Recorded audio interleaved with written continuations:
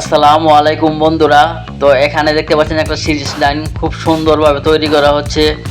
তো বন্ধুরা, এরকম সিরিজ লাইন আপনারাও পারবেন তৈরি করতে অতি সহজে। তো প্রথমে আমাদের দরকার হবে এমন একটি কেবেল। তো এরকম কেবেল অ্যাভেলেবেল পাওয়া যায়। তো এইভাবে কেটে নিতে হবে কেবেলের এই সাইড দিয়ে কমসে কম 1 ফিট দিয়ে কেটে নিতে হবে। তো এরকম আমি কেটে নিলাম।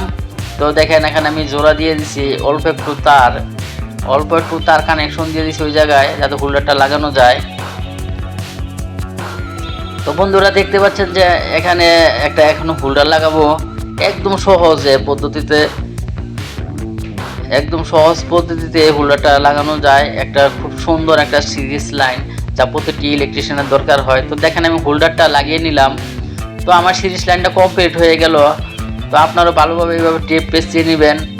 তো এখন আমি একটা বাল্ব লাগাবো।